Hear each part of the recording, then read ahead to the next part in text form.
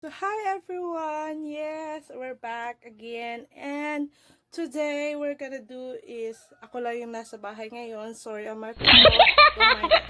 But yeah, I'm alone in the house, and what we're gonna do is mag-harvest tayo ng itlog. We got so much, we have so much chicken, and yeah, marami kaming manok, so what we're gonna do today is, let's harvest them.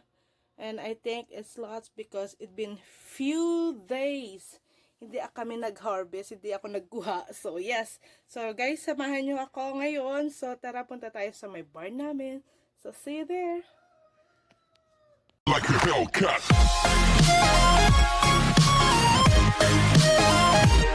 Hi, guys. Ito yung mga manok namin. So, yes. Nakahirera sila, oh. So, every time na gagawa ako ng video, they're making so noisy. So, ayan.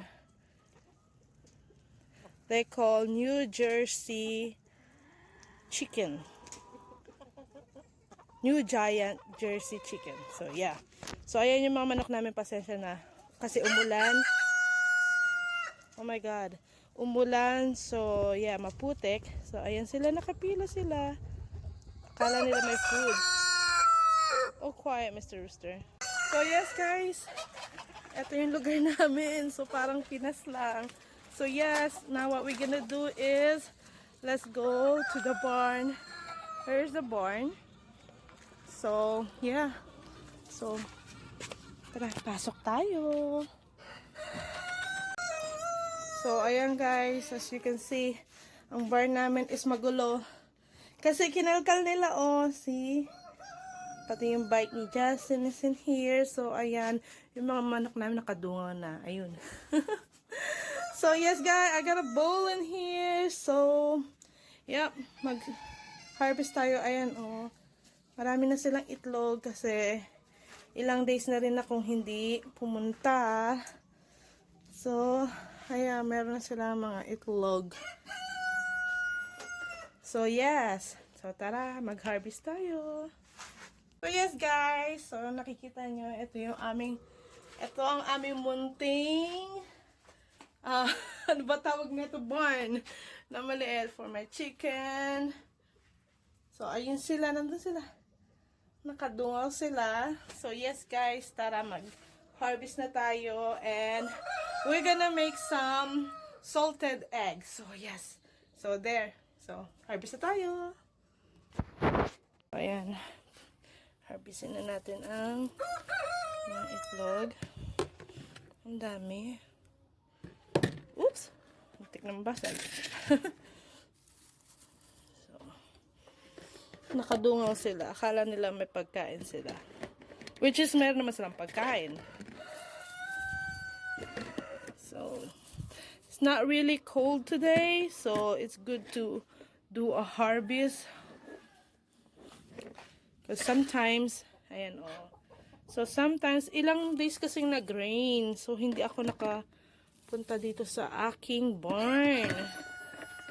So, ayan. So, ayan na. Oops. So, meron pa ba doon? Oops.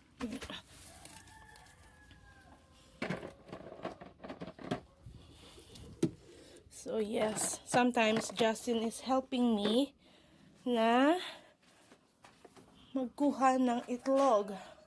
So, ayan. Lagay ko muna dyan. So, we put some golf ball in here. Alam niyo kung bakit? Kasi, before, ang ingay ng mga manok. Kasi before talaga is, hindi sila masyado nangingitlog. So, when my husband start to put some golf ball, ayun, nagkusa man silang mag-start na mangitlog. So, yeah. So, we just try that. Kasi, mahilig ang asawa ko sa mga hayop.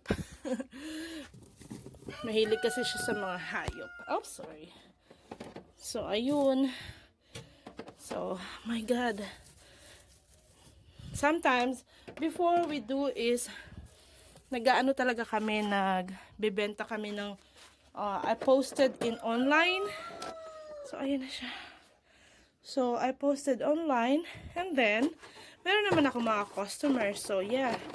So, yung iba marurumi pa siya. Kasi nga, na ano ng itlog. Ano ba yun, ng manok. Yung iba basa-basa. So, yeah. So, that's the harvest we have today. Wow, that's a lot of egg. Guys, ayan. Yeah, so eto na yung na-harvest natin na itlog nila. So, yes, marumi. So, yeah, ang gagawin natin is, kaya marami ako masyado. So, I'm gonna go make some salted egg. I did it before. Pasensya sa mga manok. Gumawa ako before. And yeah, it's salted and it's good. So, I'm gonna make it like this egg again kasi maraming masyado. See, as you can see naman, masyado maraming egg. Magsawa kami ng itlog ngayon. So yes guys, thank you for watching and gawa tayo ng salted egg. Guys, ayan na yung itlog. So may mga dumi pa yung iba. So yeah, so ang gagawin natin is ang gonna go choose lang yung pwedeng, everything naman pwede siyang gawing salted egg. Pero I'm gonna make only couples, okay? So yeah, let's get started. So yes guys, I'm back in the house and yes, and today we're gonna make some salted egg. So paano ba ako gumawa ng salted egg? So what I'm gonna use is I'm gonna use some jar. Dito ko ilalagay yung eggs. And then, I pick some, I only gonna do is 8 pieces. Yeah, it's 8 pieces. So, yeah, I have in here. And I already been wash it. So, you got to go wash it real good. Kasi syempre galing sa barn. So, yeah, you got to do that. And then, what I have is, I have this, this is a 1/2 cup of salt. It's good sana kung ano siya, kung sea salt. Mas maganda sana siya. But I only have here this. Mas maganda sana siya kung talagang real salt. Talagang real salt. Talagang ano siya, yung sea salt ba? Yung ano, malalaki. So, yes, and what I'm gonna do is I have a pan in here. So, we're gonna put some water on this na mag-coated lang ba siya sa ano, sa yung kakasya lang siya sa doon sa my jar. So I have here and then I got some this. So we're just gonna do is boil it. Let's go boil it that and I'm gonna show you how to do this. So let's go. So ito yung aking ingredients. I got some egg, salt, and I got some jar. So that's all that we have for the ingredients today. So let's go do it. First, let's go put 4 cups of hot water. So I got some water and then pour the salt. So what we're gonna do is just mix it.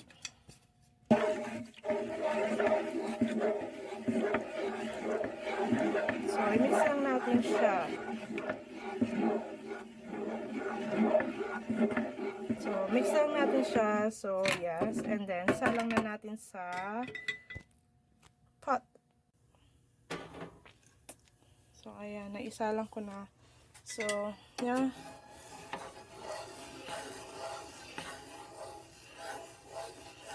So, i-mix lang natin ito ng i-mix hanggang mag-dissolve. Pakuluan lang natin siya and then mix it. Ayan na yung egg. Na-wash ko na siya. So, ito, talagang ganyan siya. Hindi siya natatanggal. Hindi siya kung ano-ano. Pero, hindi talaga siya matanggal. So, yes, I have 8 eggs in here. Like I said, I gotta eat 8 eggs. So, ang gagawin natin is, ilagay lang natin yung itlog doon sa jar. So, yes, let's do that. Let's go this. Careful.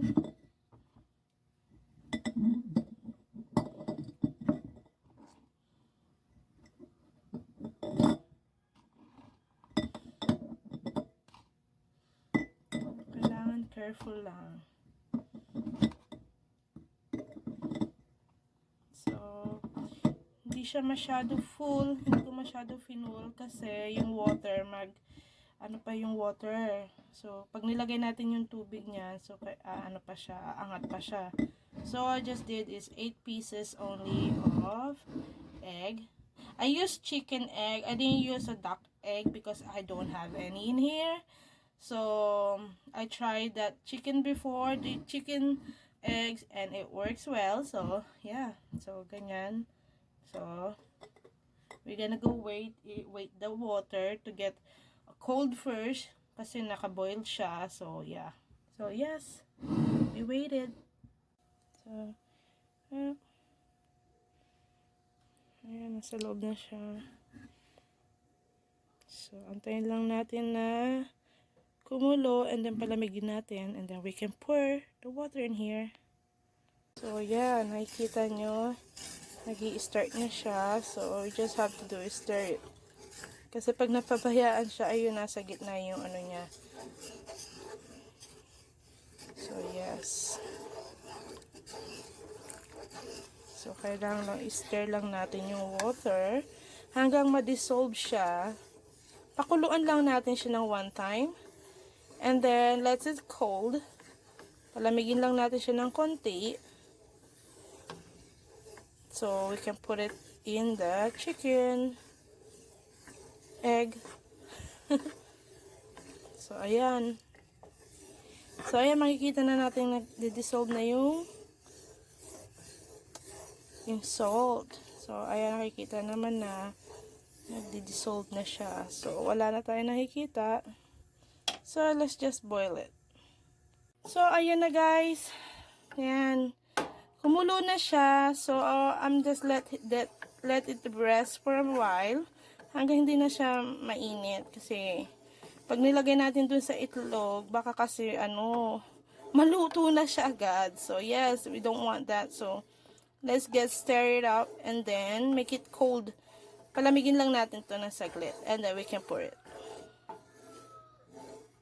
So, yes guys, nakulo na siya and pinalamig ko na rin siya. So, ang gagawin natin ay i-pour na natin yung water in here. So, tara guys, gawin na natin.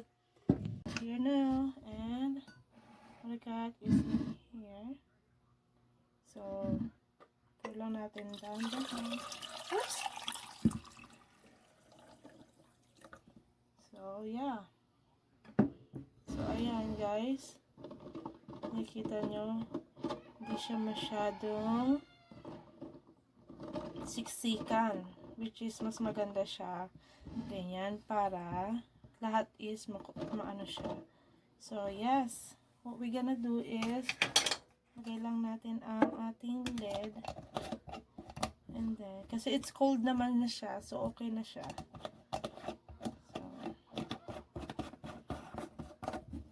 So guys, so, ayan na siya. So, yes guys, eto naiano ko na siya. Nalagay ko na yung water and also. So, ang gagawin natin is, ilagay lang natin to sa isang tabi. And what I'm gonna do is make it for 2 weeks. So, yes guys, 2 weeks ko siyang nakababad sa salted water. So, yeah. We're gonna do that. Ano ko siya ng 2 weeks. And then, it will be ready.